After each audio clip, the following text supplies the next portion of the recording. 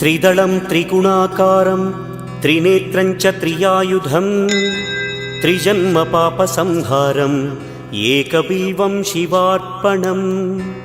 त्रिशाखैः बिल्वपत्रैश्च अच्छिद्रैः कोमलैः शुभैः तव पूजां करिष्यामि एकबिल्वं शिवार्पणम् कोटिकन्या महादानं तिलपर्वतकोटयः काञ्चनं शैलदानेन एकबिल्वं शिवार्पणम् काशीक्षेत्रनिवासं च कालभैरवदर्शनं प्रयागे माधवं दृष्ट्वा एकबिल्वं शिवार्पणम् इन्दुवारे व्रतं स्थित्वा निराहारो महेश्वर नक्तं हौष्यामि देवेश एकबिल्वं